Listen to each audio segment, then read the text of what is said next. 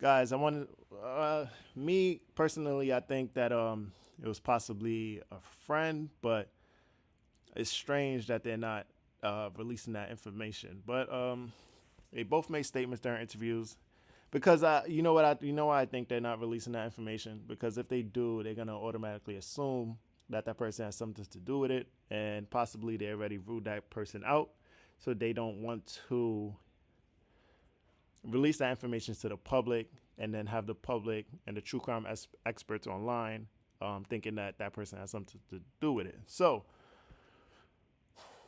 both statements during interviews that indicated the occupants of the Kingville residence were at home by 2 a.m. and asleep, or at least in their rooms by approximately 4 a.m. Okay, so they were asleep and in their rooms by 2 a.m., guys. 2 a.m. They said the murders allegedly happened at 3 a.m. to 4 a.m.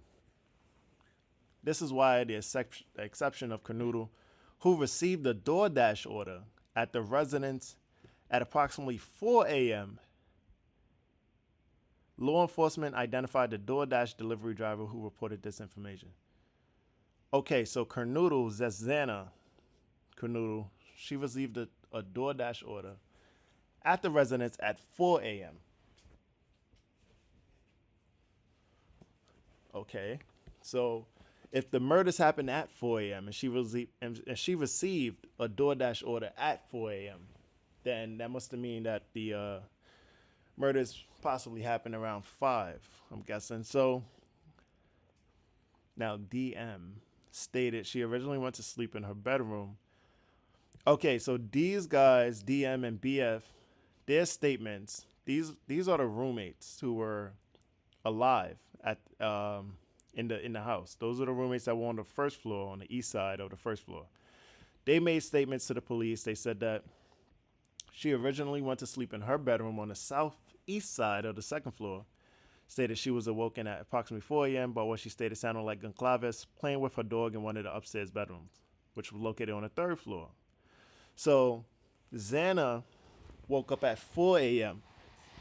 Um, because she thought that Goncalves was playing with her pet dog on the third floor.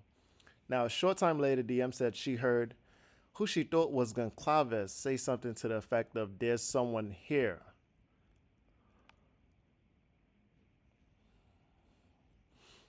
So Xana heard Goncalves say, "There's someone here." A review of records obtained from a forensic download of Kernoodle's phone showed this could have also been Kernoodle, as a cellular phone indicated she was likely awake and using the TikTok app at approximately 4:12 a.m. Okay, so she told Kaylee that there's someone here. Oh no, Kaylee told. Okay, so Kaylee Goncalves told Xana, "There is someone inside of my house." Kernoodle was on TikTok at 4:12. Now, the roommate went on to say that she looked out of the bedroom but did not see anything when she heard the comment about someone being in the house. So Xana looked out and she didn't see anybody. She looked out of the room. She said, "Kaylee, what are you talking about? There's no one in here." So she opened the door a second time, and when she heard what she thought was crying coming from Kernoodle's room. So Kaylee opened up the door and said, like, "Okay, like someone's crying in there." Now, he said he heard a male voice say something to the effect of, "It's okay, I'm going to help you." So now she hear a man inside of Xana's room. Now remember, Ethan is in the room as well. So that could possibly be Ethan Chapin's voice. Now at approximately 4:17, a security camera located at 1112 King Road, a residence immediately to the northwest, picked up distorted audio of what sounded like voices of a whimper followed by a loud thud. A dog can also be heard barking numerous times, starting at 4:17. The security camera is less than 50 feet from the west wall of Kernoodle's bedroom. DM stated that she opened up her door for the third time after she heard the crying and saw a figure clad in black Whoa, whoa, whoa, whoa, whoa, whoa. Okay, okay, okay. I think I understand now, guys. DM is a female. Okay? So the female roommate opened her door for the third time and she heard the crying and saw a figure clad in black clothing and a mask that covered the person's mouth and nose walking towards her. Guys, this is scary. So the roommate is saying that she actually saw Brian Koberger with a mask on in the house walking towards her. She described him as being 5'10, taller male, not very muscular, but athletically built with bushy eyebrows. The male walked past DM as she stood in a frozen shock phase. The male walked towards the back sliding glass door. Now, guys, I knew I was saying this. Please remember to lock your sliding glass doors. I had a feeling that he did not come from the front door. He came from the sliding glass doors. Those are the doors that people always forget to lock in their house, right?